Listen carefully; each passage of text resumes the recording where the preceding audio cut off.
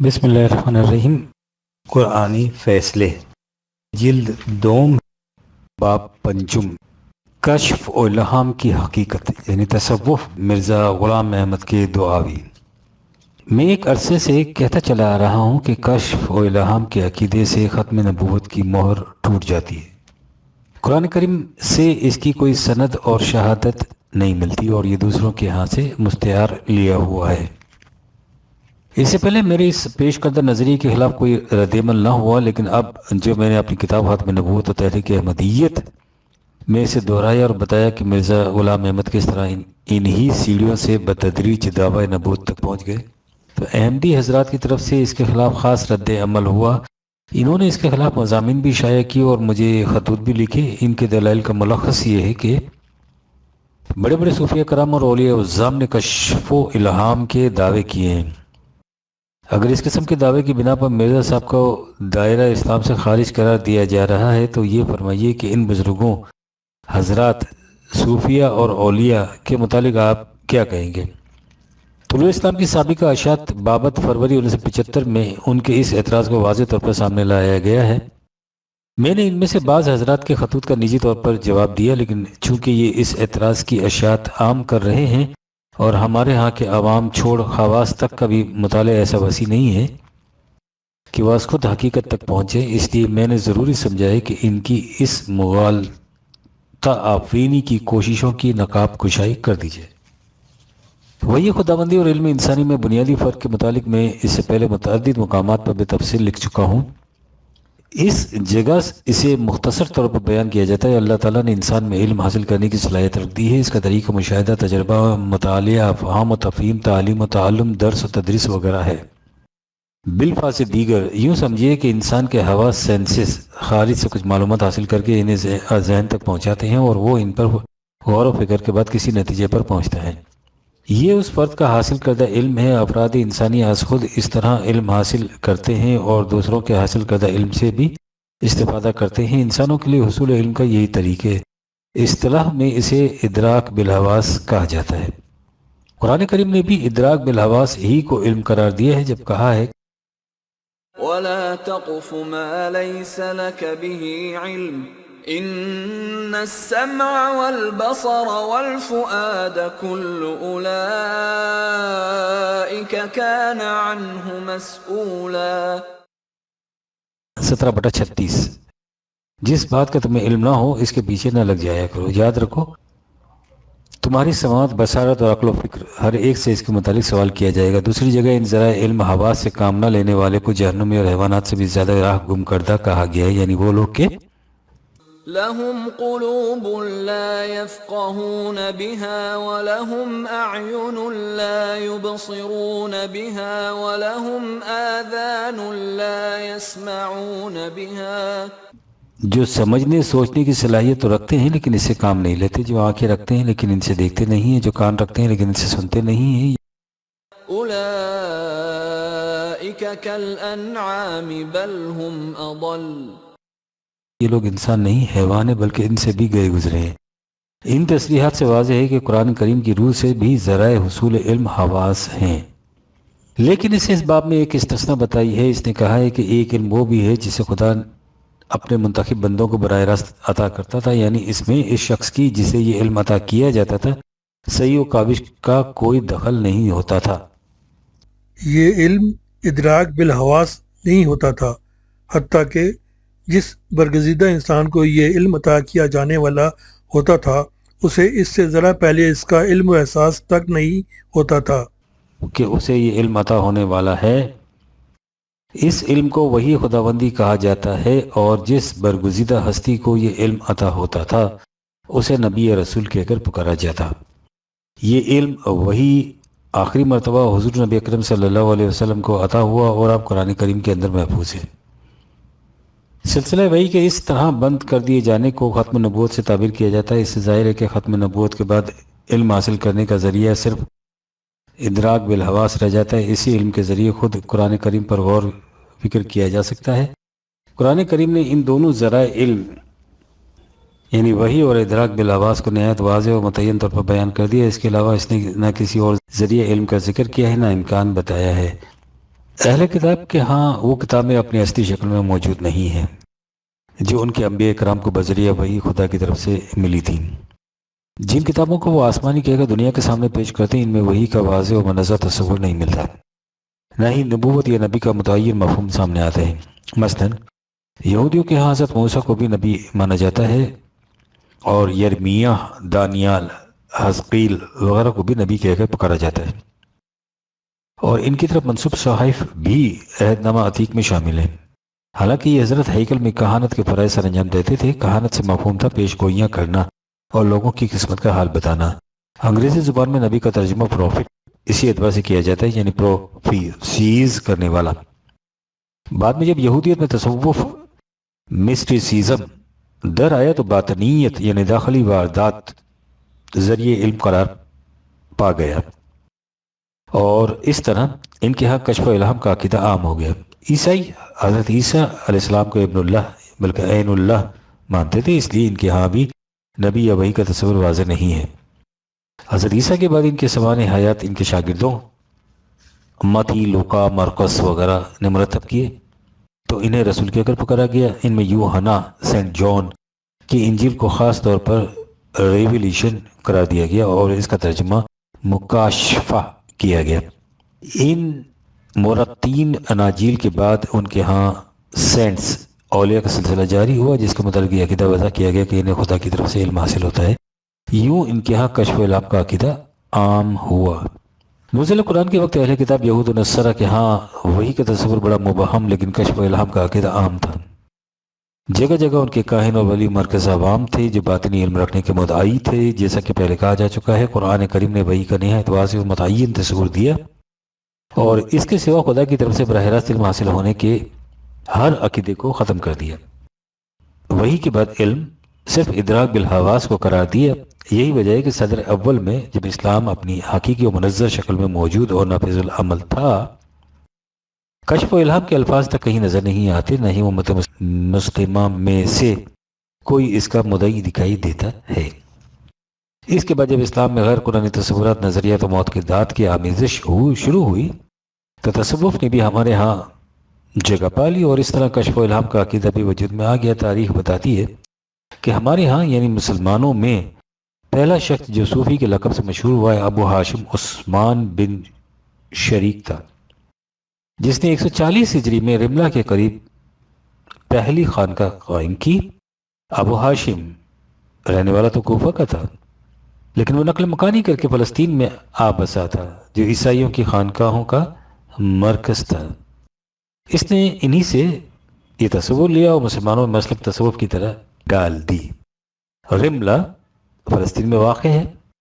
مسلک تصوف کی بنیاد اس عقیدے پر ہے کہ صوفیہ کرام جنہیں اولیاء اللہ بھی کہا جاتا ہے براہ راست خدا سے علم حاصل کرتے ہیں، اسے کشف و الہام کہا جاتا ہے۔ ہم نے شروع میں دیکھا ہے کہ قرآن کریم نے علم کی صرف دو نوعیتیں بیان کی ہیں، ایک علم یا ادراک بالحواس اور دوسرے خدا سے براہ راست حاصل ہونے والا علم۔ اس مؤخر ذکر کو اس نے وحی سے تعبیر کیا ہے۔ اس سے ظاہر ہے کہ کوئی علم جس کے ذریعے انسانی حواس نہ ہو بلکہ کہا جائے کہ وہ خدا سے براہ راست حاصل ہوتا ہے، وحی کی شک میں شامل ہوگا، خواہ اس کا نام کچھ ہی کیوں نہ رکھ لیا جائے۔ اس کا الگ نام رکھ لینے سے وہ وحی سے الگ نہیں ہو سکتا، اور چونکہ وحی کا سلسلہ نبی اکرم کی ذات پر ختم ہو گیا تھا، اس لیے حضور کے بعد یہ دعویٰ صحیح تسلیم نہیں کیا جا سکتا کہ کسی کو خدا کی طرف سے براہ راست علم حاصل ہو سکتا ہے۔ ایسا سمجھنا عقیدہ ختم نبوت کی منافی ہے۔ یہاں سے وہ پیچیدہ سوال سامنے آتا ہے جو ہمارے ہاں سخت الجھن کا باعث بنتا ہے اور جس سے فائدہ اٹھا کر احمدی حضرات مغالطہ آفرینی سے کام لیتے اور مرزا غلام احمد کے دعوے کو صوفیہ کرام کے دعوے کی مثل قرار دے کر عین مطابق اسلام ٹھہراتے ہیں۔ اس سلسلے میں سب سے پہلے اور بنیادی طور پر اسے سمجھ لینا ضروری ہے کہ جب قرآن کریم کی روح سے خدا سے براہ راست علم حاصل ہونے کا سلسلہ ختم ہو گیا تو اس قسم کے علم حاصل ہونے کے دعوے کو کسی صورت میں صحیح تسلیم نہیں کیا جا سکتا، خواہ اس کی نسبت کسی کی طرف کیوں نہ کر دی جائے۔ جو بات قرآن کریم کی روح سے غلط ہے وہ کسی بڑی سے بڑی شخصیت کی طرف منسوب کر دینے سے بھی صحیح قرار نہیں پا سکتی۔ یہاں سے یہ سوال پیدا ہوگا کہ پھر ان صوفیہ کرام اور اولیاء عظام کے متعلق کیا کہا جائے گا جنہوں نے اس قسم کا دعویٰ کیا یا جن کی طرف سے اس دعوے کو منسوب کیا جاتا ہے؟ جہاں تک منسوب کی جانے کا تعلق ہے، ہم کہہ سکتے ہیں کہ ان کی طرف اس قسم کے دعوے کی نسبت غلط ہے۔ اگر وہ حضرات قرآنی تعلیم کا علم رکھتے تھے تو انہوں نے کبھی اس قسم کا دعویٰ نہیں کیا ہوگا۔ ان دعاوی کو ان کی طرف غلط منسوب کر دیا گیا ہے۔ جن حضرات کے متعلق یہ ثابت ہو کہ انہوں نے فی الواقع ایسا دعویٰ کیا تھا تو ان کے متعلق ہم اتنا ہی کہہ سکتے ہیں کہ انہوں نے اس بات غلط فہمی ہو گئی ہوگی۔ جسے انہوں نے خدا کی طرف سے براہ راست علم سمجھا، وہ خدا کی طرف سے علم نہیں تھا، وہ ان کے اپنے تخیل کے پیدا کردہ تصورات ہے۔ بات یہ ہے کہ تصوف کے پرمشقت مراقبوں ریاضتوں سے انسانی دماغ کی کیفیت یہ ہو جاتی ہے کہ اس میں طرح طرح کے تصورات ابھرتے ہیں، اور اس شخص کا جس قسم کا عقیدہ ہو یہ تصورات وہی شکل اختیار کر لیتے ہیں۔ اسے ان کے باطنی مشاہدات یا واردات سے تعبیر کیا جاتا ہے۔ عصر حاضر کی اصطلاح میں انہیں ہالیوسینیشنز کہہ کر پکارا جاتا ہے۔ میں چاہتا ہوں کہ اس سلسلے میں بہت سے ارباب واردات کے بیان کردہ باطنی مشاہدات کی مثالیں پیش کر دیتا، لیکن بغرض اختصار میں صرف 2 مثالوں پر اکتفا کروں گا۔ ایک عیسائیوں کے ایک بہت بڑے ولی سینٹ میکاریس کا بیان، اور دوسرے علامہ اقبال کا تبصرہ اول الذکر کا بیان ہے کہ جو تاریک الدنیا زاہد اس قسم کی ریاضتوں کی منزلیں طے کر رہا ہے، اسے ایک نور کی چادر اڑا دی جاتی ہے، اس کے دل سے روشنی کی کرن پھوٹتی ہے جو اور زیادہ گہری اور تیز روشنی کی طرف اس کی رہنمائی کرتی ہے، تا آن کے وہ دریائے نور میں غرق ہو جاتا ہے۔ اب اسے اپنے آپ پر بھی کوئی اختیار نہیں رہتا، وہ دنیا داروں کی نگاہوں میں پاگل اور وحشی سا نظر آنے لگتا ہے، لیکن در حقیقت وہ تکمیل نفس کی منزلیں طے کر رہا ہوتا ہے، اور تمام اسرار اور رموز کے پردے اس کی آنکھوں سے اٹھتے جاتے ہیں، اور آخر الامر وہ خود حقیقت مطلق میں جذب ہو جاتا ہے۔ یہ ایک غیر مسلم عیسائی علیہ تصوف کے مشاہدات کی کیفیت ہے، لیکن اگر آپ خود اپنے ہاں کے بڑے بڑے صوفیہ کرام کے مشاہدات کے بیانات پڑھیں گے تو وہاں بھی آپ کو یہی کچھ ملے گا۔ ان صوفیہ کرام کے مشاہدات کے متعلق علامہ اقبال نے اپنے مقالے میں جو اخبار نیو ایرا کہ 28 جولائی 1917 کی اشاعت میں شائع ہوا تھا، لکھا تھا: آج کل مسلمان یونانی و ایرانی تصوف کی ان تاریخ وادیوں میں بے مقصد اور مدعا ٹامٹوئیاں مارتے پھرنے کو ترجیح دیتا ہے، جس کی تعلیم یہ ہے کہ گرد و پیش کے حقائق ثابتہ سے آنکھیں بند کر لی جائیں اور توجہ ان نیلی پیلی سرخ روشنی پر جما دی جائے جسے اشراق کا نام دے دیا گیا ہے۔ یہ در حقیقت دماغ کے ان خانوں سے پھوٹ پھوٹ کر نکلتی ہے جو ریاضت کی کثرت و تواتر کے باعث معوف ہو چکے ہیں۔ میرے نزدیک یہ خود ساختہ تصوف اور یہ فنائیت یعنی حقیقت کو ایسے مقام پر تلاش کرنا جہاں اس کا وجود ہی نہ ہو، دراصل ایک بدیہی علامت ہے جس سے عالم اسلام کے روبہ انحطاط ہونے کا سراغ ملتا ہے۔ یہ مقالہ کافی طویل ہے، جس کے آخر میں وہ کہتے ہیں کہ نوجوان مسلمانوں، اس شعبدہ بازی سے خبردار رہو۔ شعبدہ بازوں کی کمند بڑی مدت سے تمہاری گردنوں پر پڑی ہوئی ہے۔ دنیا اسلام کی نشاط ثانیہ کا انحصار اس پر ہے کہ بڑی سختی سے غیر مصلحانہ انداز کی اس توحید کو اپنا لی جائے جس کی تعلیم 1300 سال پیشتر عربوں کو دی گئی تھی۔ عجمیت کے دھندلکے سے باہر نکلو اور عرب کے درخشاں صحرا کی روشن فضا میں آ جاؤ۔ اس میں شبہ نہیں کہ ان مدعیان کشف و الہام میں ایسے بھی ہوتے ہیں جو شعبدہ بازی اور فریب کاری سے کام لیتے ہیں۔ وہ ایک خاص مقصد کے تحت اس قسم کے دعوے کر کے لوگوں کو اپنے پھندے میں پھنساتے ہیں، لیکن ان میں وہ بھی ہیں جو مراقبوں اور ریاضتوں کے پیدا کردہ تخیلات کو حقائق سمجھ لیتے ہیں اور نہایت دیانتداری سے اس غلط فہمی میں مبتلا ہو جاتے ہیں کہ خدا کی طرف سے عطا کردہ علم و عرفان ہے۔ چونکہ نیتوں کا علم صرف خدا کو ہے، اس لیے ہم ان حضرات کے متعلق کسی قسم کا فیصلہ صادر کرنے کی بجائے صرف اتنا کہہ دینا کافی سمجھتے ہیں کہ جس کی تعلیم ہمیں خدا تعالیٰ نے دی ہے، تلك أمة قد خلت لها ما كسبت ولكم ما كسبتم ولا تسألون عما كانوا يعملون۔ 2/134۔ یہ وہ لوگ تھے جو اپنے اپنے وقت میں اس دنیا سے چلے گئے۔ جو انہوں نے کیا وہ ان کے لیے ہے، جو تم کرو گے وہ تمہارے لیے ہوگا۔ تم سے یہ نہیں پوچھا جائے گا کہ انہوں نے کیا کیا تھا۔ ان کا معاملہ ان کے خدا کے ساتھ ہے، لیکن اس کے یہ معنی نہیں ہے کہ ہم ان کے دعوے کو صحیح قرار دیتے ہیں۔ ان کا دعویٰ قرآن کریم کے خلاف تھا، اس لیے نہ وہ صحیح قرار پا سکتا ہے اور نہ ہی ہمارے یا کسی اور کے لیے سند۔ دین میں سند اور حجت صرف خدا کی کتاب ہے۔ جو لوگ ان بزرگوں کی کشف و الہام کو مانتے ہیں، ان کے سامنے قرآن کریم کی صحیح تعلیم نہیں ہے۔ مسلمانوں میں قرآن کریم کے نگاہوں سے اوجھل ہونے کی وجہ سے بے شمار ایسے عقائد و رسوم رواج پذیر ہو چکی ہیں جو قرآن کے خلاف ہیں۔ انہی میں یہ عقیدہ بھی شامل ہے۔ یہ ان کی جہالت ہے، وہ کفر و شرک نہیں جس کی بنا پر ایک شخص امت محمدیہ کے زمرے سے کٹ کر الگ ہو جاتا ہے۔ جب قرآن کی تعلیم عام ہو جائے گی تو اس قسم کے عقائد ختم ہو جائیں گے۔ جاءک الحق وزہق الباطل۔ 17/81 خدا کا ارشاد ہے۔ اب آئیے احمدی حضرات کی طرف۔ سب سے پہلے وہ ان حضرات صوفیہ کرام کے اس قسم کے دعاوی کو پیش کر کے یہ کہتے ہیں کہ جب آپ لوگ یہ مانتے ہیں کہ نبی اکرم کے بعد خدا سے براہ راست علم حاصل ہو سکتا ہے اور انہیں یہ علم حاصل ہوا تھا، تو مرزا صاحب نے اگر یہ کہہ دیا کہ خدا کی طرف سے اب بھی براہ راست علم حاصل ہو سکتا ہے، تو ان کے ایسے کہنے کی بنا پر آپ انہیں کس طرح کافر اور دائرہ اسلام سے خارج قرار دے سکتے ہیں؟ آپ ان کے اس دعوے کو کہ انہیں بھی اس قسم کا علم حاصل ہوا تھا سچا نہیں مانتے تو نہ مانی، لیکن یہ لوگ اسے سچا مانتے ہیں، انہیں آپ کس طرح خارج از اسلام ٹھہرا سکتے ہیں؟ یہ دعویٰ کہ حضور نبی اکرم کے بعد بھی خدا کی طرف سے براہ راست علم حاصل ہو سکتا ہے کس طرح ختم نبوت کی مہر کو توڑ دیتا ہے۔ اگر اس سے ختم نبوت کی مہر ٹوٹ جاتی ہے تو آپ ان ہزارہ صوفیہ کرام اور اولیاء عظام کے متعلق کیا کہیں گے، جو اس قسم کے علم کے جاری رہنے کا عقیدہ رکھتے ہیں اور اس علم کے حاصل ہونے کے خود مدعی بھی تھے؟ یہ ہیں وہ اعتراضات جو احمدی حضرات کی طرف سے پیش کیے جاتے ہیں، جو حضرت اولیاء کرام کے کشف و الہام پر عقیدہ رکھتے ہیں، اور یہ عقیدہ عام ہے۔ ان اعتراضات کا اطمینان بخش جواب نہ بن پڑتا ہے نہ پڑ سکتا ہے۔ اس کا جواب یہ ہے کہ قرآن کریم کی روح سے نبی اکرم کے بعد خدا کی طرف سے براہ راست علم حاصل ہونے کا عقیدہ غلط ہے، اس لیے مرزا صاحب اپنے اس دعوے میں جھوٹے ہیں۔ اس پر یہ حضرات کہتے ہیں کہ بہت اچھا، مرزا صاحب اپنے اس دعوے میں جھوٹے ہیں ہی صحیح، لیکن جو الاؤنس آپ اس قسم کے دعویٰ کرنے والے حضرات صوفیہ کرام کو دیتے ہیں، وہی الاؤنس مرزا صاحب کو کیوں نہیں دیتے؟ انہیں کیوں کافر اور دائرہ اسلام سے خارج قرار دیتے ہیں؟ اس کا جواب غور سے سمجھنے کے قابل ہے۔ اس سلسلے میں یہ سمجھ لینا ضروری ہے کہ مرزا صاحب کی اپنی شائع کردہ کتابیں موجود ہیں، اس لیے ان کے دعاوی کے متعلق یہ نہیں کہا جائے گا کہ نہ معلوم انہوں نے ایسا کہا تھا یا نہیں۔ ہم نے اوپر کہا ہے کہ اپنے کشف کو خدا کی طرف سے براہ راست حاصل ہونے والا علم سمجھنا غلط فہمی ہے، جس میں انسان دیانتدارانہ طور پر بھی مبتلا ہو سکتا ہے۔ مرزا صاحب کے معاملے میں ایسا نہیں سمجھا جا سکتا۔ وہ خود کہتے ہیں کہ ان کے الہامات جس طرح سے شائع کیے گئے، اس سے مقصد یہ تھا کہ لوگ ان کے پیچ میں پھنس جائیں۔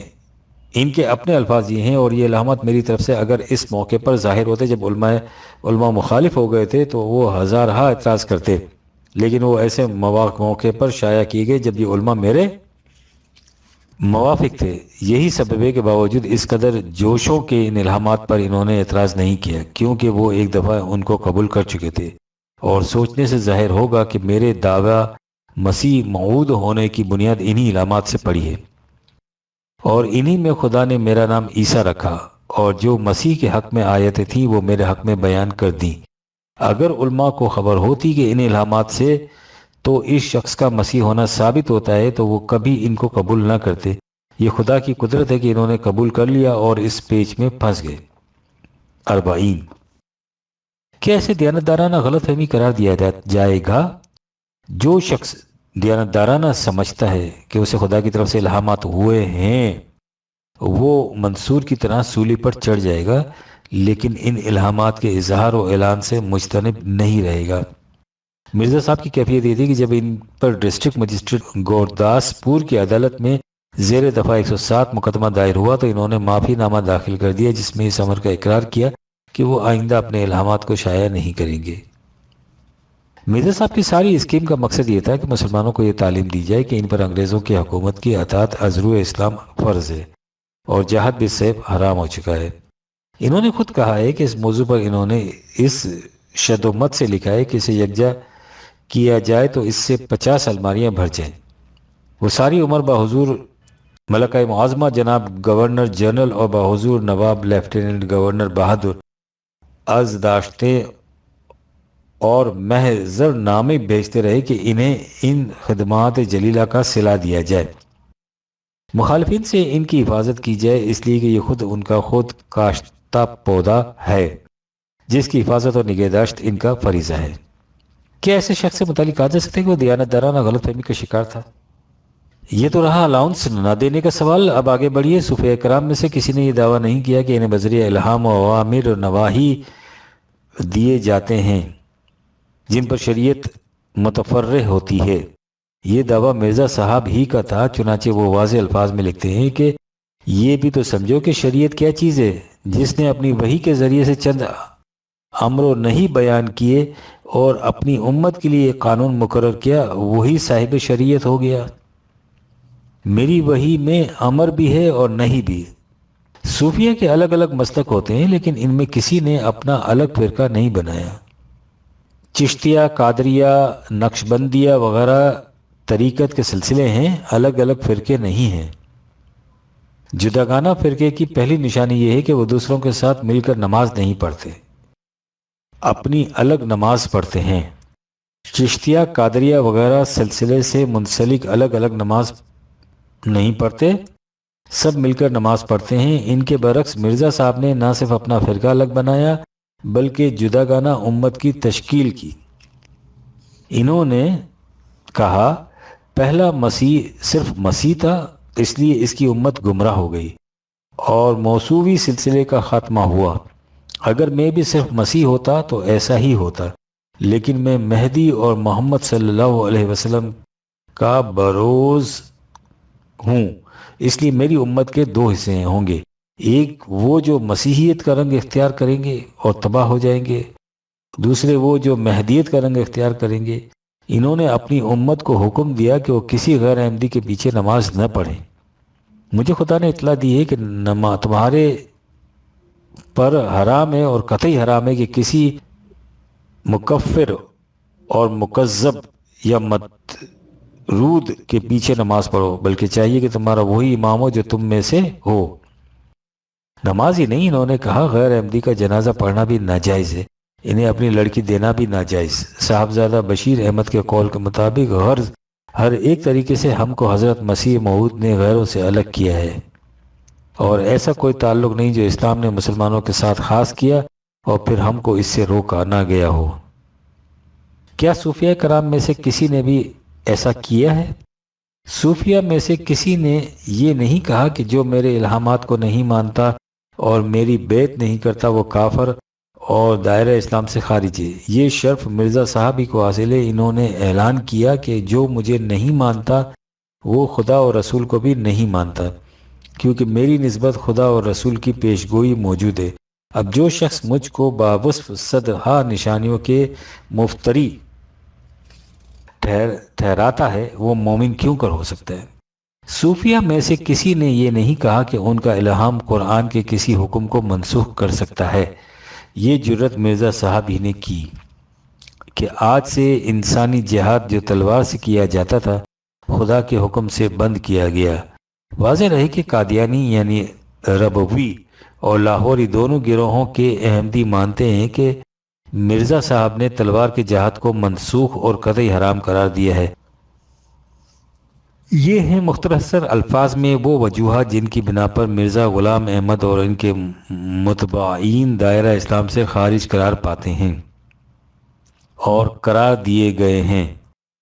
اس سے آپ نے دیکھ لیا ہوگا کہ ان حضرات کا یہ کہنا کہ مرزا صاحب نے بھی کشف و الہام کا دعویٰ اسی طرح کیا تھا جس طرح صوفیہ کرام اور اولیاء اعظام اس کا دعویٰ کرتے رہے ہیں، سو اگر وہ حضرات اس دعوے کی بنا پر دائرہ اسلام سے خارج قرار نہیں پاتے تو مرزا صاحب کو ایسا کیوں قرار دیا گیا ہے؟ کس قدر تلبیس اور ابلا فریبی پر مبنی ہے؟ ضمناً کشف و الہام کے سلسلے میں مجھے جو خطوط موصول ہوئے ہیں ان میں یہ تقاضا بھی کیا گیا ہے کہ تصوف کے موضوع پر تفصیلی مقالہ شائع کیا جائے جس میں وضاحت سے بتایا جائے کہ اس کی ابتدا کہاں سے ہوئی اور مسلمانوں میں یہ کب اور کس طرح مروج ہوا۔ میں اس موضوع پر پہلے ہی کافی تفصیل سے لکھ چکا ہوں۔ میں نے اپنے پہلے سلیم کے نام 3 خطوط میں اس پر بڑی شرح و بسط سے لکھا اور اب شاہکار رسالت میں بھی اس پر بحث کی ہے۔ سلیم کے نام خطوط اسی نام کی کتاب کی تیسری جلد میں قریب 20 برس پہلے شائع ہوئے تھے اور شاہکار رسالت حال ہی میں شائع ہوئی ہے۔ نمبر 2، چھٹی حص کیا ہوتی ہے؟ ایک صاحب پرویز صاحب کے نام اپنی طویل گرامی نامے کے آخر میں لکھتے ہیں، ہاں مجھے آپ کے ان افکار کے متعلق شک ہے جو تصوف کے بارے میں سامنے آئے، کیونکہ موجودہ پارک سائیکلوجی اور قوت اشراق کے سائنٹیفک مطالعے سے یہ بات پایا ثبوت کو پہنچ گئی ہے کہ ذہن انسانی کو اللہ نے ماورائے حواس خمسہ کی قوت سے نوازا ہے، اور اس چھٹی حص یعنی وجدان، روحانیت یا مافوق الفطرت قوت سے انسانی ذہن محروم نہیں اور نہ کبھی رہا ہے۔ اس سلسلے میں آپ کی تحریر اور آپ کے قلم سے کچھ تبرکن حاصل کرنا چاہتا ہوں۔ جواب، میں اس چھٹی حص کا منکر نہیں اور منکر ہو بھی کیسے سکتا ہوں جب میں نے اسے خود حاصل کر کے دیکھ لیا ہوا ہے، لیکن اس حص کا تعلق نہ روحانیت سے ہے اور نہ کسی مافوق الفطرت سرچشمے سے۔ چند قاعدے اور چند مشقیں ہیں جن سے انسان جب اپنی قوت فکر و خیال یا قوت ارادی کو نہایت شدت سے مرتکز کنسنٹریٹ کر لیتا ہے تو خود اس کی فکر ایک لطیف قوت کی شکل اختیار کر لیتی ہے۔ اسی کا نام چھٹی حص ہے، جسے سائیکولوجی میں وجدان، انٹیوشن کہا جاتا ہے۔ خود برگسان جو وجدان کا بہت بڑا حامی ہے، اسے ادراک ہی کی شکل کہہ کر پکارتا ہے۔ اس فکری قوت کے پیدا کرنے کے لیے نہ کسی عقیدے کی پابندی ضروری ہے، نہ کفر اور اسلام ہی کی تمیز۔ یہ ایک فنی ملکہ ہے جسے جو شخص چاہے ان مشقوں کے ذریعے پیدا کر سکتا ہے۔ اس میں کوئی مافوق الفطرت راز بھی نہیں۔ جب آپ کہتے ہیں کہ اس کا سائنٹیفک طریق سے مطالعہ کیا جا سکتا ہے، اس کے مافوق الفطرت ہونے کی تردید آپ خود ہی کر دیتے ہیں۔ کسی مافوق الفطرت عنصر کا مطالعہ سائنٹیفک طریق سے نہیں کیا جا سکتا۔ سائنس کا دائرہ ہی فطرت تک محدود ہے، وہ اس سے باہر جا ہی نہیں سکتی۔ بہرحال یہ حص فکر انسانی کی بڑھی ہوئی شکل ہوتی ہے، لیکن چونکہ یہ عام حواس خمسہ سے الگ یا بلند اور لطیف ہوتی ہے، اس لیے لوگ اسے فوق الفطرت یا روحانی قوت سمجھ لیتے ہیں۔ تصوف کی ریاضتوں اور مراقبوں سے بھی یہی قوت پیدا ہوتی ہے۔ میں نے اسے تصوف کی ریاضتوں اور یوگ کی مشقوں سے پیدا کر کے دیکھا ہوا ہے۔ تصوف کا عقیدہ کشف و الہام کا ہے، جس کے معنی خدا سے براہ راست علم حاصل ہونا ہے۔ یہ عقیدہ ختم نبوت کے منافی ہے۔ خدا سے براہ راست علم صرف حضرات انبیاء اکرام کو عطا ہوتا تھا، جسے وحی سے تعبیر کیا جاتا ہے۔ یہ سلسلہ نبی اکرم کی ذاتی کرامی پر ختم ہو گیا۔ اب کسی کو خدا سے براہ راست علم حاصل نہیں ہو سکتا، اسی کو ختم نبوت کہتے ہیں۔ وحی کے اتباع سے انسان میں پاکیزگی سیرت اور بلندی کردار پیدا ہوتی ہے۔ اس کا عرفات ترین اور مکمل ترین مقام وہ تھا جس پر نبی اکرم فائز تھے اور جس کے متعلق قرآن کریم نے کہا ہے، وَإِنَّكَ لَعَلَى خُلُقٍ عَظِيمٍ۔ 68/4 اے نبی تو اخلاق کے عظیم مقام پر فائز ہے۔ قرآن نے حضور کی عظمت، آپ کی اخلاق کی بلندی کو قرار دیا ہے۔ یہی وہ سیرت کی پاکیزگی اور کردار کی بلندی تھی جسے حضور نے مخالفین کے سامنے اپنا سچا ہونے کی شہادت کے طور پر پیش فرمایا جب کہا تھا کہ فَقَدْ لَبِثْتُ فِيكُمْ عُمُرًا مِّن قَبْلِهِ أَفَلَا تَعْقِلُونَ۔ 10/16 میں نے اس سے قبل اپنی زندگی تمہارے اندر بسر کی ہے، کیا تم اسے نہیں سمجھ سکتے تھے کہ ایسی زندگی کسی جھوٹے انسان کی ہوتی ہے یا سچے انسان کی ہوتی ہے؟ یہی پاکیزگی سیرت اور حسن کردار ہے جو حضور نبی اکرم کے اسوہ حسنہ کے اتباع سے حاصل ہوتا ہے، اور اسی قسم کی سیرت و کردار کے حامل افراد و مشتمل وہ جماعت امت محمدیہ ہوتی ہے جس کے ہاتھوں وہ نظام قائم ہوتا ہے جو اسلام کا مقصود اور دین کا منتہا ہے۔ اسلام کوئی چھٹی حص پیدا کرنے کے لیے نہیں آیا، وہ دنیا میں اس قسم کا نظام قائم کرنے کے لیے آیا تھا جو ہر نوع غلامی کے لیے موت کا پیغام ہے۔ 15 ستمبر 1974۔ بسم اللہ الرحمن الرحیم۔ پیشن گوئیاں۔ علم غیب رسول کے علاوہ کسی کو حاصل نہیں ہو سکتا۔ سوال، آپ نے میرے سابقہ استفسار کے جواب میں طلوع اسلام بابت ماہ مئی 1970 عیسوی میں جو کچھ لکھا ہے اس سے ختم نبوت کا مسئلہ اس طرح واضح اور صاف ہو گیا ہے کہ اس باب میں کسی قسم کی مزید وضاحت کی ضرورت نہیں رہتی۔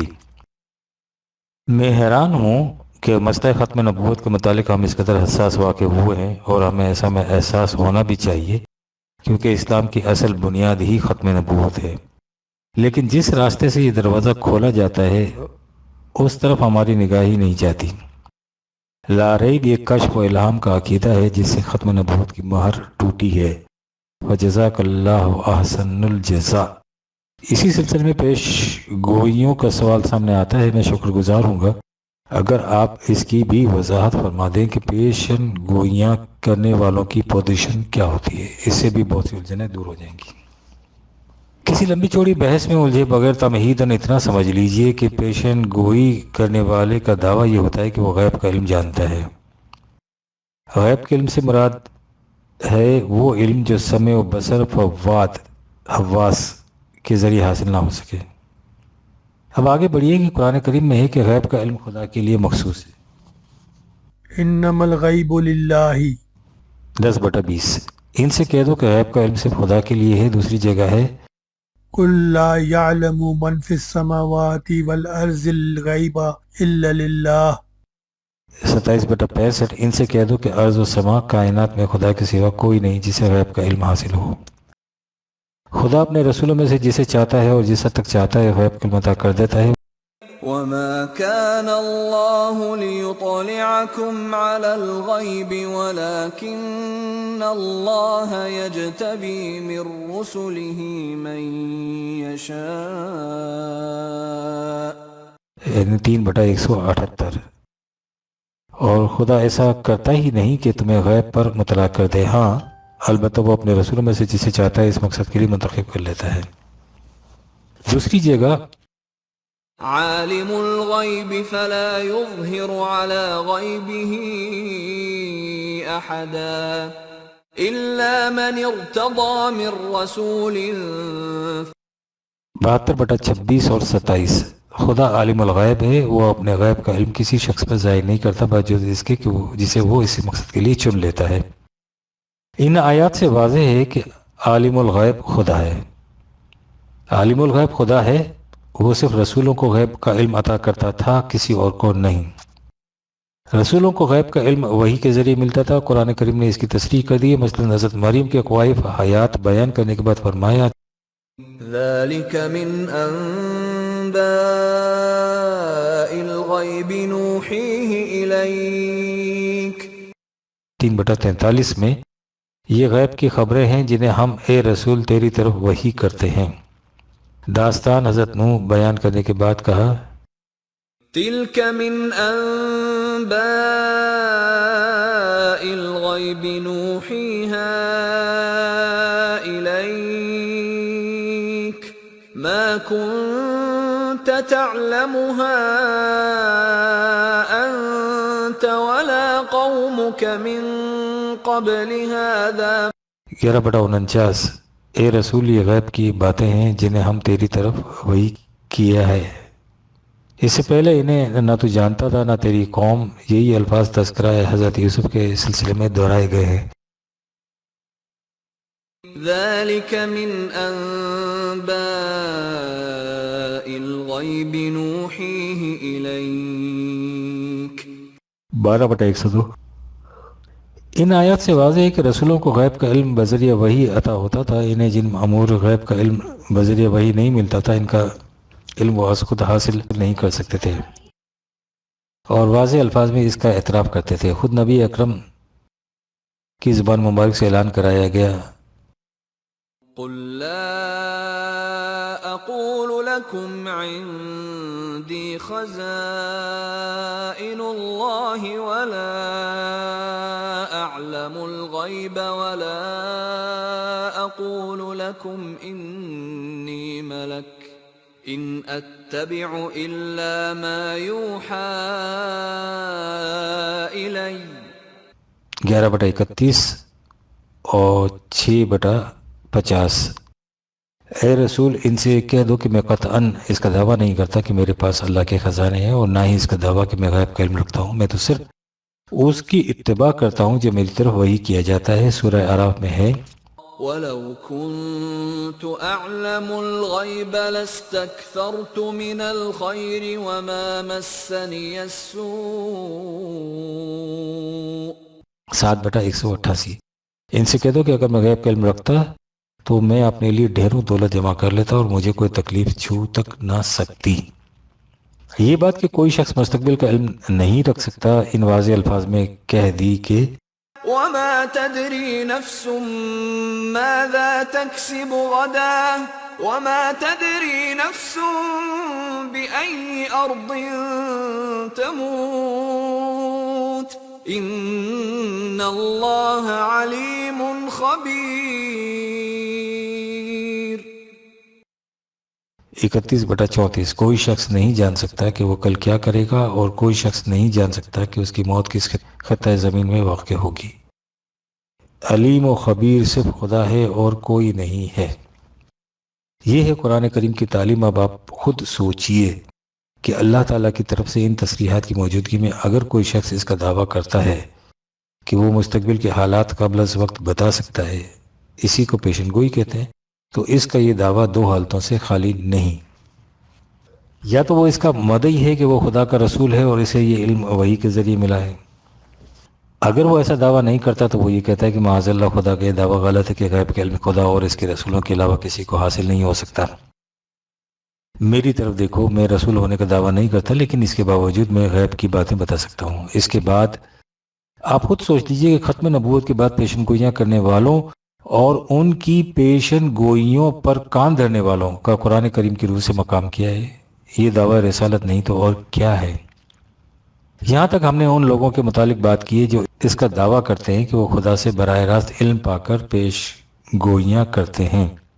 باقی رہے وہ لوگ جو ایسا دعویٰ کیے بغیر پیش گوئیاں کرتے ہیں، جیسا کہ عام طور پر اخبارات میں شائع ہوتا رہتا ہے۔ سو ان کے متعلق اتنا ہی کہا جا سکتا ہے کہ یہ ان کی قیاس آرائیاں ہوتی ہیں، جن میں سے بعض ٹھیک نکل آتی ہیں اور بعض غلط ثابت ہوتی ہیں۔ قرآن اسے رجمن بالغیب سے تعبیر کرتا ہے، 12/22، یوں ہی اٹکلیں دوڑانا اور اندھیرے میں تیر چلانا۔ جون 1977 پاکستان میں پیری مریدی کا اس قدر زور کیوں ہے؟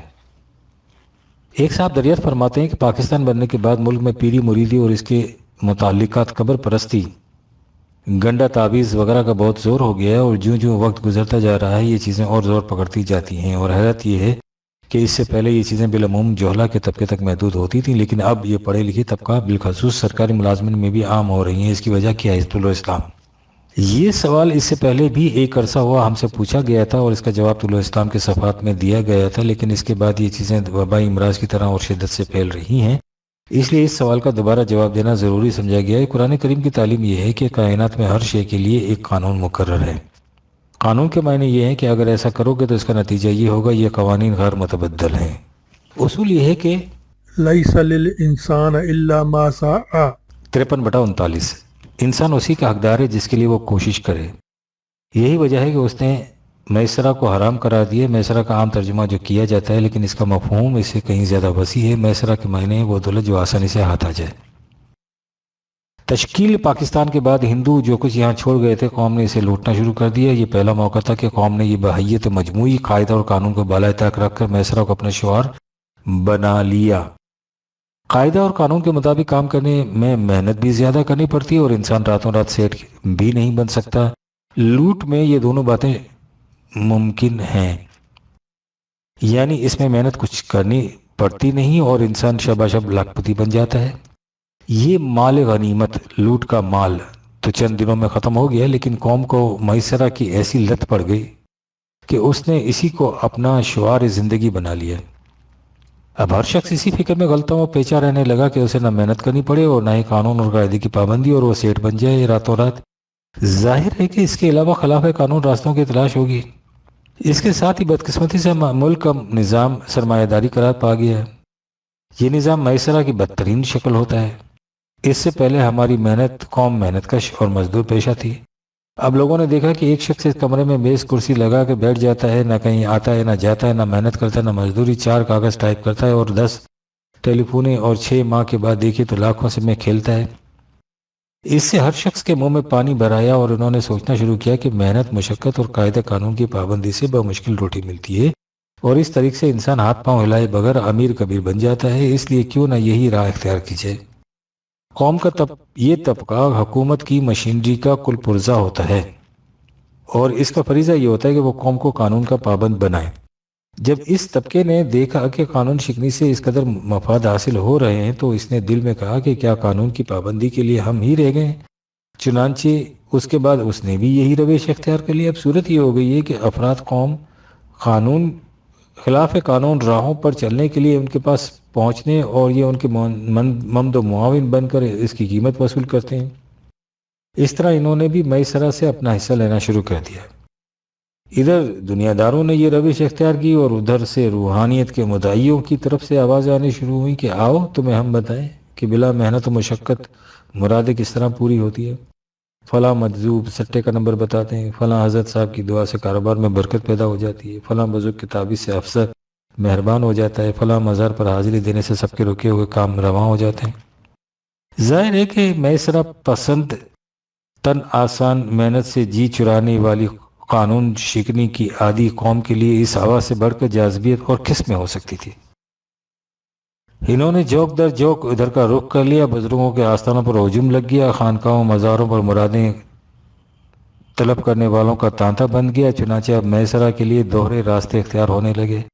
جب کوئی کام سامنے آیا پہلے یہ سوچا کہ فلاں افسر تک پہنچنے کا ذریعہ اور سفارش تلاش کی جائے، دوسری طرف یہ کہ خدا نے اپنی بات پہنچانے کے لیے کسی بزرگ کا وسیلہ حاصل کیا جائے۔ اس سے اگلا قدم یہ کہ افسر متعلقہ کو اس قدر رشوت دی جائے اور حضرت صاحب کے حضور اس قدر نذرانہ گزارا جائے یا مزار پر منت مانی جائے، بادنائے تعمق نظر آ جائے گا کہ ان دونوں طریقوں میں فرق صرف الفاظ کا ہے، روح دونوں جگہ ایک ہی کا فرمائے۔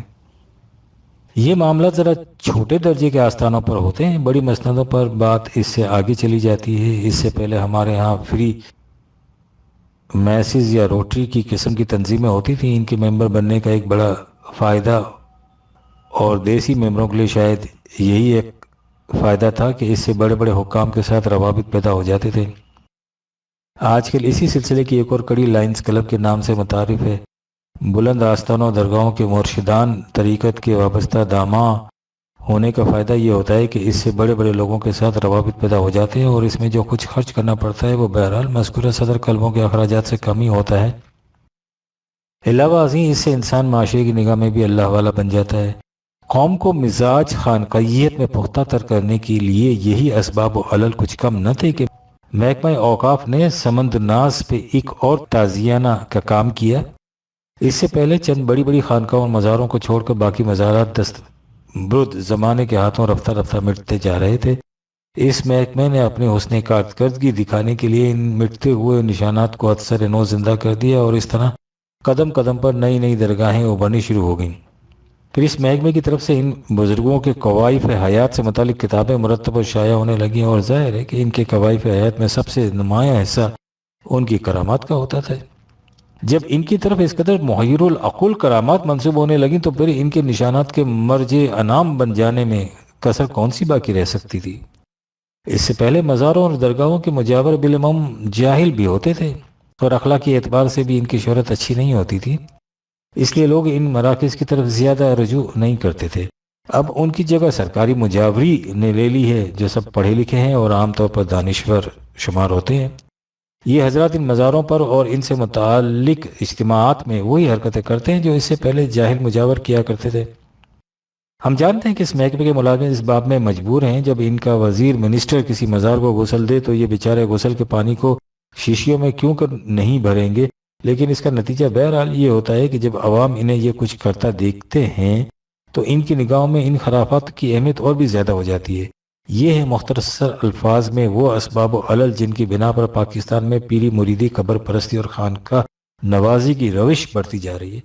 اب رہا یہ سوال کہ اس کا علاج کیا ہے، تو علاج اس کا وہی آب نشاط انگیز ساقی۔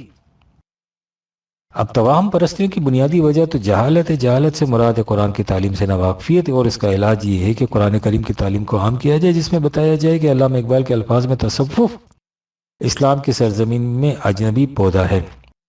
یہی تصور ہی غیر اسلامی ہے، اسے ہم نے غیروں سے مستعار لیا ہے۔ قرآن کے نظام زندگی میں اس کی کوئی گنجائش نہیں ہے۔ کشف و کرامات کی دینی حیثیت کچھ بھی نہیں ہے۔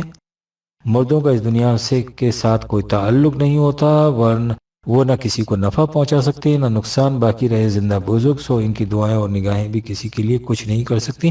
یہ ہماری اپنی عقیدت مندی کی پیدا کردہ نفسیاتی کیفیات ہوتی ہے، جس سے ہم ان کا اثر لے لیتے ہیں. آپ انہیں اپنے جیسا انسان سمجھے، پھر دیکھیے ان کا کوئی اثر آپ پر نہیں ہوگا. ان کی کیفیت تو یہ ہے کہ این خدا تا سجدہ عشق کر دی خدا ست، چوں یکے اندر قیام آئی فناست. جہالت کے بعد زندگی کے عملی معاملات آتے ہیں اور ان کا تجزیہ غور طلب ہے. آپ دیکھیے کہ انسان اس قسم کے سارے سہارے ڈھونڈتا کب ہے؟ صرف اس وقت جب اس کا کوئی کام رک جائے، جب اس پر کوئی مصیبت پڑ جائے، جب قاعدے اور قانون کے مطابق چلنے سے اسے کامیابی نہ ہوتی ہو. لہٰذا اس کا علاج یہ ہے کہ معاشرے کے نظام میں ایسی تبدیلی پیدا کی جائے جس سے کسی کا کوئی کام جائز کام رکنے نہ پائے، جس سے کسی کی مصیبت تنہا اسی کی مصیبت بن کر نہ رہ جائے، جس سے قاعدے اور قانون کے مطابق ہر کام آسانی سے ہوتا چلا جائے. اس سلسلے میں حضرت عمر کا وہ ارشاد اس قدر اہم اور عمیق ہے کہ وہ اسلامی معاشرے کا صحیح تصور نگاہوں کے سامنے لے آتا ہے. آپ نے لوگوں سے کہا تھا کہ میں یہاں اس لیے ہوں کہ تمہاری دعاؤں کو خدا تک پہنچنے سے روک دوں، اور اس کی تشریح میں آپ نے فرمایا تھا کہ تم خدا سے اسی وقت دعا کرو گے جب تمہارا کوئی کام رک جائے گا. میرا فریضہ یہ ہے کہ میں دیکھوں کہ تمہارا کوئی کام رکے نہیں. جب تمہارے کام رکے گا نہیں تو تمہیں خدا کے دروازے پہ دستک دینے کی ضرورت نہیں پڑے گی. کسی مشکل کے حل کے لیے اگر تم خدا تک بات پہنچاؤ گے تو وہ در حقیقت میرے خلاف شکایت ہوگی. اس کا مطلب یہ ہوا کہ میں اپنے فرائض کی سرانجام دہی سے قاصر رہا ہوں، اس لیے میں ایسا انتظام کروں گا کہ تمہیں خدا کے حضور میری شکایت کرنے کا موقع نہ ملے. اگر ایسا معاشرہ قائم کر دیا جائے تو پھر لوگوں کو اس قسم کے سہاروں کی ضرورت نہیں رہتی. باقی رہے وہ لوگ جو معاشرہ کے لیے یہ کچھ کرتے ہیں تو ان کا علاج بھی اسی قسم کے معاشرے کا قیام ہے. اسلامی معاشرے میں کسی شخص کی ضروریات زندگی رکی نہیں رہتی اور ضرورت سے زائد کوئی شخص اپنے پاس رکھ نہیں سکتا. لہٰذا جس معاشرے میں سیٹ بننے کا امکان ہی نہ ہو، اس میں اس قسم کی میسرانہ حرکات کی نہ ضرورت رہتی نہ گنجائش. اس وقت نہ توہم پرستی باقی رہتی ہے نہ حاوث زر پرستی. یہ دونوں چیزیں در حقیقت غلط معاشرے کی پیداوار ہیں. اسلام کے صدر اول میں جب یہ معاشرہ قائم ہوا تھا، نہ کوئی پیر تھا، نہ خانقاہ، نہ قبروں پر چادریں چڑھائی جاتی تھی، نہ بزرگوں کے عرس ہوتے تھے، اس لیے کہ اس میں نہ کوئی بھوکا تھا نہ سیٹ. ان خرافات کے ختم کرنے کا یہی عملی طریقہ ہے اور دین یہی سکھانے کے لیے آیا تھا. اسی سے انسان میں وہ خود اعتمادی پیدا ہوتی ہے جس سے وہ کسی خارجی سہارے کا محتاج نہیں رہتا. اقبال کے الفاظ میں، محکوم کو پیروں کی کرامات کا سودا ہے بندہ آزاد خود ایک زندہ کرامات. قرآن اسی قسم کے آزاد بندے پیدا کرنے کے لیے آیا تھا جو اپنے معاملات کے لیے انسانوں کے آستانوں پر جھولی پھیلانے کی بجائے صرف قانون خداوندی کے دروازے پر دستک دیتے تھے اور اس قانون کا اتباع ان کی ہر مشکل آسان کر دیتا تھا. جولائی 1968 عیسوی. پیروں کی کرامات اور مزاروں کے غسل. روزنامہ مشرق لاہور کی اشاعت بابت 24 اپریل 1966 میں بابا فرید الدین مسعود گنج شکر کے حالات زندگی میں لکھا تھا. آپ تمام دن مسجد میں عبادت کرتے اور سر شامی مسجد کے خدمتگار رشید الدین مینائی کی مدد سے رسے کے ایک سرے کو اپنے پاؤں سے باندھ کر کنویں میں الٹے لٹک جاتے اور رشید مینائی رسے کا دوسرا سرا لمبی شاخوں والے درخت کی ایک ٹہنی سے باندھ دیتے جو کنویں پر چھتری ڈالے ہوئے تھا. صبح ہوتی تو مینائی انہیں باہر نکال لیتے. 40 دن کے اس عمل نے آپ پر کمزوری کی کیفیت طاری کر دی. ناچار آپ نے چھڑی کا سہارا لے کر چلنا شروع کر دیا. ندائے غیبی سے آئی، اب ہمارا سہارا چھوڑ کر غیر کے سہارے پر اتر آئے ہو. فوراً چھڑی پھینک دی کر عبادت میں مشغول ہو گئے. آگے چل کر لکھا ہے، آپ کو گنج شکر کہا جاتا ہے. اس کی توجیہ میں کئی روایت ملتی ہیں. یہاں 2 روایت درج کی جاتی ہیں. اول، آپ جنگل میں عبادت کیا کرتے تھے. ایک دوپہر پیاس کی شدت بڑھی تو آپ نے ایک کنواں تلاش کیا. کنویں میں جھانکنے سے معلوم ہوا کہ پانی زیادہ گہرا ہے اور بغیر مشکیزے اور ڈور کے کام نہیں بن سکتا. آپ یہی سوچ رہے تھے کہ اس اثنا میں 2 ہرن ادھر آ نکلے. جب وہ کنویں کے منڈیر پر آئے تو پانی قدرت الہی سے کناروں تک اچھل پڑا. جانور نے پانی پیا اور چلے گئے. آپ نے تماشا دیکھا اور خود بھی پینے کے لیے بڑے کہ پانی اپنی اصل جگہ پر پہنچ گیا. بڑے حیران ہوئے. غیب سے ندائی، تم نے مشکیزے اور ڈوری سے پر بھروسہ کیا ہوا ہے. جانور میرے بھروسے پر آئے سو میں نے انہیں پانی پلا دیا. آپ ندامت کے ساتھ واپس تشریف لائے اور 40 روز تک چلہ کشی کی. 40ویں روز بھوک پیاس نے ستایا تو زمین سے چند کنکر اٹھا کر منہ میں رکھ لیے. کنکر منہ میں رکھتے ہی وہ شکر میں تبدیل ہو گئے. 2، آپ کی والدہ بچپن میں آپ کی جانماز کے نیچے آپ سے چھپا کر شکر کی چند ڈلیاں رکھ دیتی. ایک روز شکر رکھنا بھول گئی. آپ نے جانماز پر نماز پڑھی اور بعد میں حسب معمول جانماز کا کونا اٹھایا تو نیچے شکر پائی. ماں حیران رہ گئیں اور بارگاہ خداوندی میں سر بسجود ہو گئیں۔ اسی اخبار کے 1 مئی 1966 کے ایڈیشن میں حضرت سلطان باہو کے متعلق حسب ذیل واقعات شائع ہوئے ہیں۔ آپ پیدائشی ولی تھے۔ رمضان مبارک میں سحری سے لے کر شام تک والدہ کا دودھ نہیں پیا کرتے تھے۔ آپ نے حصول معاش کی خاطر کوئی دنیاوی شغل اختیار نہیں کیا تھا۔ آپ نے 2 مرتبہ بیل خرید کر کھیتی باڑی شروع کی، لیکن ابھی فصل پکنے نہ پائی تھی کہ آپ اسی حالت میں سب کچھ چھوڑ کر چلے گئے۔ آپ فرماتے ہیں کہ فاقے کی رات فقیر کے لیے معراج کی رات ہوتی ہے، جس رات اسے اللہ تعالیٰ کا وصال ہوتا ہے۔ اور سنیے، 2 مئی 1966 کے اخبار پاکستان ٹائمز میں ایک تصویر شائع ہوئی ہے جس کے نیچے لکھا ہے کہ میر غلام قادر صاحب وزیر مغربی پاکستان داتا صاحب کے دربار یعنی مزار کو غسل دے رہے ہیں۔ اس کے ساتھ ہی ایک خبر شائع ہوئی ہے جس میں اس غسل کی تفصیل دی گئی ہے اور لکھا گیا ہے کہ اس غسل کے وقت محکمہ اوقاف کے چیف ایڈمنسٹریٹر صاحب بنفس نفیس موجود تھے اور اس محکمے کی طرف سے غسل کے بعد لنگر تقسیم کیا گیا۔ پختہ تر کردو مزاج خانقاہی میں اسے جون 1966 عیسوی۔ دیوبندی حضرات کی کرامات۔ ہمارے ہاں عام طور پر مشہور ہے کہ دیوبندی حضرات پیری مریدی اور کشف و کرامات کو نہیں مانتے، اسی بنا پر انہیں عرف عام میں گلابی وہابی کہہ کر پکارا جاتا ہے۔ یہ صحیح نہیں، یہ حضرات بھی کشف و کرامات کے اسی طرح قائل ہیں جس طرح عام پیر پرست۔ چند ایک مثالیں ملاحظہ ہوں۔ دارالعلوم دیوبند سے شائع ہونے والے ماہنامہ تذکرہ کی فروری 1965 کی اشاعت میں معارف و حقائق کے عنوان سے حسب ذیل معارف و حقائق شائع ہوئے ہیں، ملاحظہ فرمائیے۔ ویران مقامات کی آبادی۔ جس زمانے میں ملکہ کی تاج پوشی کا جلسہ ہوا تھا، اس زمانے میں مولانا محمد یعقوب صاحب نانوتوی رحمۃ اللہ علیہ دہلی میں رہتے تھے، مگر اکثر غائب رہتے تھے۔ جب دریافت کیا گیا کہ حضرت آپ کہاں رہتے ہیں، تو فرمایا کہ مجھ کو حکم ہوا ہے کہ دہلی میں جس جگہ تمہارا قدم جائے گا ہم اس جگہ کو آباد کر دیں گے، اس لیے میں اکثر شہر اور حوالی شہر میں گشت کرتا ہوں تاکہ ویران مقامات آباد ہو جائیں۔ اور واقعہ بھی ایسا ہی ہوا، جہاں جہاں آپ کے قدم پہنچے وہ تمام جگہیں آباد ہو گئیں۔ امیر الروایات۔ جاڑا بخار کو آرام۔ ایک مرتبہ نانوتا میں جاڑا بخار کی بہت کثرت ہوئی۔ جو شخص حضرت مولانا محمد یعقوب صاحب نانوتوی رحمۃ اللہ علیہ کی قبر سے مٹی لے کر باندھ لیتا بس اسے فوراً آرام ہو جاتا۔ چنانچہ لوگ اس قدر کثرت سے مٹی لے گئے کہ جب بھی قبر بھی پر مٹی ڈالی جاتی ختم ہو جاتی۔ جب یہ کیفیت ہوئی تو ایک مرتبہ مولانا کے صاحبزادہ نے قبر پر جا کر کہا کہ آپ کی تو کرامت ہوئی اور ہماری مصیبت ہو گئی، اگر اب کے کوئی اچھا ہوا تو ہم مٹی نہ ڈالیں گے۔ بس اسی دن سے پھر کسی کو آرام نہیں ہوا اور لوگوں نے مٹی لے جانا بند کر دیا۔ عملیات پر اعتقاد۔ ایک مرتبہ ایک شخص کا مقدمہ سہارنپور میں ڈپٹی ظہیر عالم کی عدالت میں پیش ہوا۔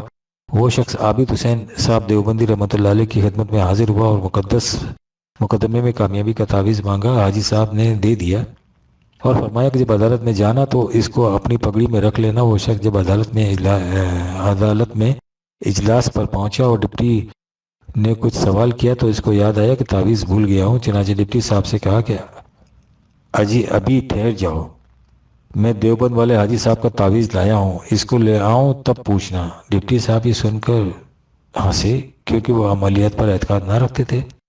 جب وہ شخص تعویذ لے آیا تب کہا کہ اب پوچھو کیا پوچھ رہے تھے۔ ڈپٹی صاحب نے کچھ سوالات کیے اور پھر اپنے خیال میں قصداً اس مقدمے کو بگاڑ دیا، مگر جب فیصلہ لکھ کر پڑھنے بیٹھے تو وہ موافق تھا۔ یہ دیکھ کر ڈپٹی صاحب بہت پشیمان ہوئے۔ حاجی صاحب کی خدمت میں حاضر ہو کر معذرت ہوئے۔ حضرت نے فرمایا کہ عمل کا یہ اثر ہوتا ہے کہ بعض اوقات جب وہ معمول پر اثر انداز ہوتا ہے تو اس کا دماغ صحیح نہیں رہتا، اور جب دماغ صحیح نہیں رہتا تو کام بھی ایسے ہی ہوتے ہیں۔ پانی کی جگہ سونے سے بھرا ہوا ڈول۔ ایک بزرگ کو ایک روز عصر کی نماز میں دیر ہو گئی، دوڑے ہوئے وضو کے لیے کنویں پر گئے۔ کنویں کے اندر ڈول ڈالا تو پانی کی بجائے چاندی سے بھرا ہوا نکلا۔ ان بزرگ نے پھینک دیا اور جناب باری میں عرض کیا کہ مذاق نہ کرو، مجھے تو نماز کو دیر ہوئی جا رہی ہے۔ پھر دوبارہ ڈول ڈالا تو اب کے سونے سے بھرا ہوا نکلا۔ پھر عرض کیا مذاق نہ کرو، مجھے تو نماز سے دیر ہو رہی ہے۔ اس وقت ان کو یہ الہام ہوا کہ میں نے تمہارے ساتھ یہ معاملہ اس لیے کیا تاکہ لوگ تم کو حقیر نہ جانے، وہ بزرگ جولاہے تھے۔ حضرت ابن عباس رضی اللہ عنہ کا آنکھیں بنوانے سے انکار۔ حضرت عبداللہ ابن عباس رضی اللہ عنہ کی آنکھ میں پانی اترایا تو آنکھ بنانے والے حاضر خدمت ہوئے اور عرض کیا کہ اجازت ہو تو ہم آنکھ بنا دیں، لیکن 5 دن تک آپ کو احتیاط کرنا پڑے گی، سجدہ زمین کی بجائے کسی اونچی لکڑی پر کرنا ہوگا۔ آپ نے فرمایا کہ یہ ہرگز نہیں ہو سکتا، واللہ ایک رکعت بھی ہم اس طرح پڑھنا منظور نہیں کر سکتے۔ حضور کا ارشاد مجھے معلوم ہے کہ جو شخص ایک دن ایک نماز بھی جان بوجھ کے چھوڑ دے گا وہ حق سبحانہ و تعالیٰ سے اس طرح ملے گا کہ وہ اس پر ناراض ہوں گے۔ از در منشور، اپریل 1965 میں حاکم الامت مولانا اشرف علی تھانوی کی مجالس۔ مفتی محمد شفیع صاحب کے زیر سرپرستی کراچی سے ایک ماہنامہ شائع ہوتا ہے البلاغ۔ اس کے مدیر مفتی صاحب کے صاحبزادہ محمد تقی عثمانی صاحب ہیں۔ اس میں ایک مستقل عنوان ہے مجالس حکیم الامت، جس میں مولانا اشرف علی تھانوی کی مجلس کے احوال و قوائف شائع کیے جاتے ہیں۔ اس کے مرتب خود مفتی محمد شفیع صاحب ہیں۔ اس ماہنامہ کی مارچ 1970 کے اشاعت میں اس مجلس کے احوال میں جو واقعات شائع ہوئے ہیں، ان میں سے 2 واقعات آپ بھی ملاحظہ فرما لیں۔ پہلے واقعے کا عنوان ہے رحمت حق کا ایک عجیب واقعہ۔ ایک جاہل عورت مرنے کے وقت کچھ کلمات بول رہی تھی جو اس کے جاہل گھر والوں کی سمجھ میں نہیں آ رہے تھے۔ وہ کسی مولوی صاحب کو بلا کر لائے اور کہا کہ ذرا دیکھو یہ کیا بھونک رہی ہے۔ مولوی صاحب نے قریب جا کر سنا تو عربی زبان کے یہ الفاظ اس کی زبان سے ادا ہو رہے تھے۔ ان حاضن الرجلین یقولین ادخل الجنت، یہ 2 آدمی یوں کہہ رہے ہیں کہ تو جنت میں داخل ہو جا۔ مولوی صاحب حیرت میں رہ گئے۔ گھر کے جاہل لوگوں کو بتلایا کہ اس کو تو جنت کی بشارت دی جا رہی ہے۔ اس کے اعمال کیا تھے جن کے بدلے میں اس کو یہ نعمت ملی؟ لوگوں نے کہا کہ یہ تو بالکل بے عمل بلکہ بد عمل عورت تھی۔ مولوی صاحب نے فرمایا غور کرو، اس کا کوئی اچھا عمل اللہ کے نزدیک مقبول ہو گیا ہے۔ وہ کیا تھا؟ بہت سوچنے کے بعد لوگوں نے بتایا کہ اس کی خاص عادت یہ تھی کہ جب اذان ہوتی تو سب کام چھوڑ دیتی اور اذان کی طرف متوجہ ہو کر سنتی تھی، دوسروں کو بھی اس وقت بولنے نہیں دیتی تھی۔ مولوی صاحب نے فرمایا کہ معلوم ہوتا ہے کہ اللہ کے نام کی یہ عزت کرنا ہی اس کے کام آ گیا جس نے دوسری برائیوں پر پانی پھیر دیا۔ اللہ جل شانہ اس رحمت عامہ کا یہ واقعہ نقل فرمانے کے بعد حضرت نے فرمایا کہ مجھے رحمت الہیہ کے متعلق انشاء کا یہ شعر بہت پسند ہے۔ تصدق اپنے خدا کے جاؤں کہ مجھ کو آتا ہے پیار انشاء، ادھر سے ایسے گناہ پہ ہم ادھر سے یہ دم بدم عنایت۔ احکر جامع کہتا ہے کہ اس واقعے سے یہ بھی معلوم ہوتا ہے کہ مرنے کے بعد برزخ میں سب کی زبان خود بخود عربی ہو جائے گی، کیونکہ وہی انسان کے وطن اصلی یعنی جنت کی زبان ہے۔ اسی میں اللہ کی سب کتابیں نازل ہوئی ہیں، پھر انبیاء نے اپنی اپنی زبانوں میں اس کے ترجمے امت کو سنائے ہیں۔ قضا فی الاتقان للسیوطی۔ دوسرے واقعے کا عنوان ہے حضرت قرشی کی ایک کرامت۔ اسے بھی ملاحظہ فرمائے۔ ارشاد جامع کرامات الاولیاء طب مصر میں ایک عجیب واقعہ حضرت قرشی مجزوم کا نقل کیا ہے کہ یہ بزرگ ولی اللہ جزامی تھے، اس لیے نکاح نہیں کرتے تھے کہ دوسروں کو تکلیف ہوگی، مگر جوان تھے، طبی تقاضے موجود تھے۔ ایک روز اس تقاضے کی بنا پر مریدوں کو کہا کہ اب ہم نے نکاح کرنے کا ارادہ کر لیا، آپ پیغام دیں مگر اس طرح کہ ہمارا پورا حال بیان کر دو۔ اگر کوئی عورت ان حالات کے باوجود نکاح کے لیے تیار ہو جائے تو بہتر ہے، ورنہ صبر کریں گے۔ ایک مرید اٹھا اور اپنے گھر گیا۔ اس کی اپنی جوان بیٹی تھی۔ اس سے پیر صاحب کا پورا حال بیان کر کے نکاح کے متعلق پوچھا۔ لڑکی نے خوش دلی سے کہا کہ میں راضی ہوں۔ یہ مرید خوش ہو کر واپس آیا اور قرش مجزوم سے کہا کہ میری بیٹی راضی ہے۔ آپ نے پھر پوچھا کہ تم نے اس کے سامنے میری پوری حالت بیان کر دی تھی یا نہیں؟ اس نے کہا کہ بالکل واضح کر کے بتلا دی تھی، مگر لڑکی نے کہا کہ میں ان کی خدمت گزاری کو دینی سعادت سمجھ کر قبول کرتی ہوں۔ چنانچہ نکاح ہو گیا۔ قرشی صاحب کرامات اور تصرفات تھے۔ لڑکی کی اس بلند حوصلگی کو سن کر اللہ تعالیٰ سے دعا کی جب میں اس کے پاس جاؤں تو میری صورت تندرست اور حسین ہو جائے۔ اللہ تعالیٰ نے قبول فرما لیا۔ جب گھر میں تشریف لے گئے تو ایک جوان رانا کی صورت میں تھے۔ لڑکی نے ان کو دیکھ کر پردہ کر لیا اور کہا کہ تم کون ہو؟ قرشی مجزوم نے کہا کہ میں تمہارا شوہر ہوں۔ لڑکی نے جواب دیا کہ وہ تو مجزوم ہے، تم وہ نہیں ہو۔ تب حضرت قرشی نے واقعہ کرامت کا ذکر کر کے بتلایا کہ اب میں جب بھی تمہارے پاس آؤں گا اسی صورت میں آؤں گا۔ لڑکی کی اعلیٰ حوصلگی دیکھیے۔ اس نے جواب دیا کہ افسوس، آپ نے میری نیت اور اس کے ثواب کو برباد کر دیا۔ میں نے آپ سے نکاح محض معذور سمجھ کر خدمت کا ثواب حاصل کرنے کے لیے کیا تھا، دنیاوی راحت اور خواہش نفسانی کے لیے نہیں۔ اب اگر اپنی اصلی صورت میں مجھے ملنا چاہتے ہیں تو میں خادمہ ہوں، ورنہ مجھے طلاق دے دیجیے۔ حضرت قرشی یہ سننے کے بعد اپنی اصلی حیت و صورت میں آ گئے اور لڑکی ان کے ساتھ اسی حالت میں رہنے لگی۔ حکیم الامت حضرت مولانا اشرف علی تھانوی ارشاد فرمانے والے، مرتب کرنے والے حضرت مولانا مفتی محمد شفیع صاحب مفتی اعظم اور رسالے کے مدیر مولانا محمد تقی صاحب عثمانی۔ فَبِأَيِّ آلَاءِ رَبِّكُمَا تُكَذِّبَانِ، اپریل 1970 عیسوی۔ مولانا حسین احمد مدنی مرحوم کی بیان کردہ کرامت۔ دارالعلوم دیوبند کے شیخ الحدیث اور ممتاز عالم دین مولانا حسین احمد مدنی مرحوم اپنی خود نوشت سوان حیات نقش حیات کے جلد دوم میں لکھتے ہیں، اسی پنج لاسا کا دوسرا واقعہ، تینوں حضرات حضرت حاجی امداد اللہ صاحب، مولانا گنگوہی، مولانا نانوتوی رحمہم اللہ تعالی کے نام وارنٹ گرفتاری جاری ہو چکا ہے اور گرفتار کنندہ کے لیے صلہ انعام تجویز ہو چکا ہے۔ لوگ تلاش میں سعی اور حراست تک کی تگ و دو میں پھرتے ہیں اور حضرت حاجی صاحب راؤ عبداللہ خان رئیس پنج لاسا کے استبل خانے کی اندھیری کوٹڑی میں مقیم ہیں۔ چاشت کی نماز کا وقت ہے، یعنی 9 یا 10 بجے صبح کا۔ ایک روز اسی کوٹڑی میں وضو فرما کر چاشت کی نماز کے ارادے سے مصلی بچھایا اور جانثار ہزار جلسہ سے فرمایا کہ آپ لوگ جائیں، میں نفلیں پڑھ لوں۔ راؤ عبداللہ خان اعلیٰ حضرت کے بڑے جانثار خادم اور مشہور مرید ہیں، گھر کے خوشحال زمیندار اور سرکار کے نزدیک باوجاہت شخص سمجھے جاتے تھے۔ سمجھتے تھے کہ اعلیٰ حضرت پر جو الزام لگایا گیا ہے اس کے قائم ہوتے ہوئے حضرت کے لیے اپنا مکان کھول دینا دنیاوی حیثیت سے کس درجہ خطرناک ہے، کیونکہ باغی کی اعانت بھی سرکاری بغاوت میں شمار ہے، مگر اس کے ساتھ ہی غلبہ حب دین اور فرط عشق میں اس درجہ مغلوب تھے کہ نہ مال کی پرواہ تھی نہ جان کی۔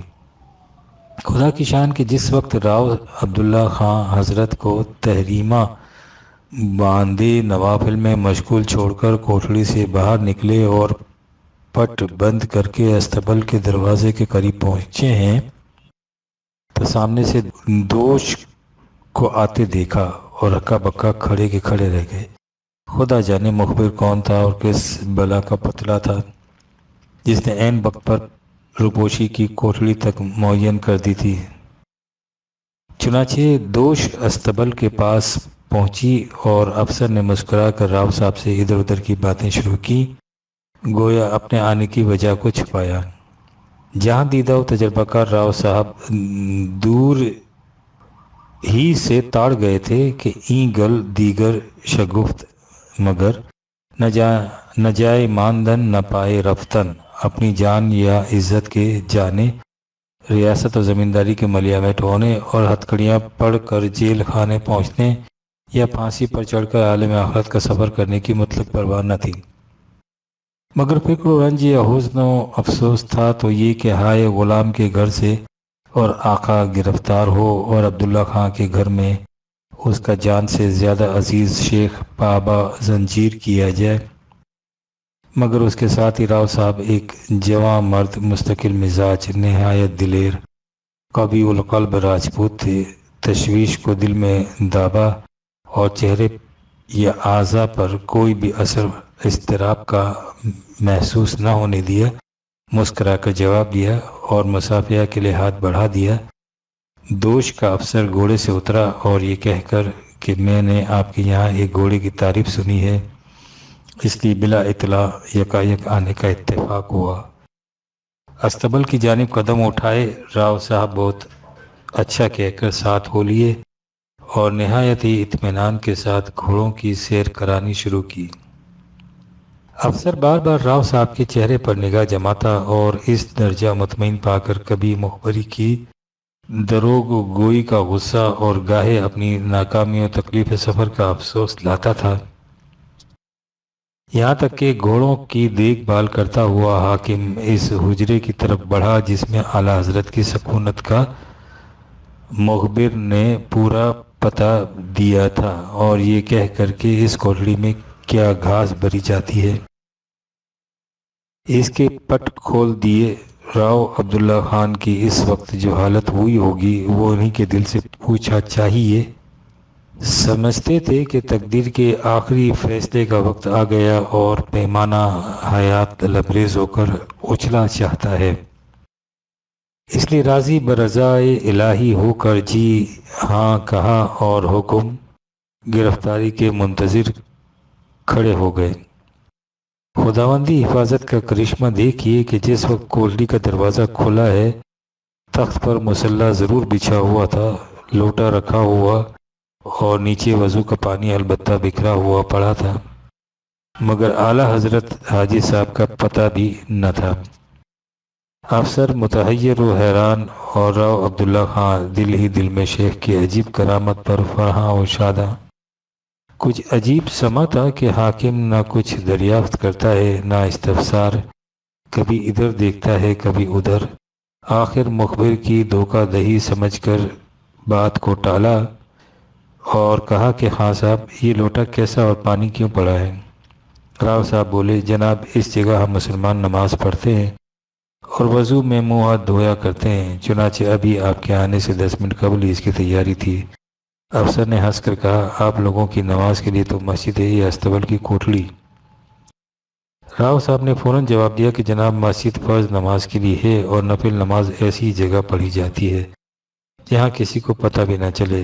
جواب لاجواب سن کر افسر نے پٹ بند کر دی اور استبل کے چاروں طرف غار نظر دوڑانے کے بعد باہر نکلا اور گھوڑے پر سوار ہو یہ کلمات کہہ کر رخصت ہوا، راؤ صاحب معاف کیجیے، آپ کو اس وقت ہماری وجہ سے بہت تکلیف اٹھانا پڑی اور پھر بھی ہمیں کوئی گھوڑا پسند نہ آیا۔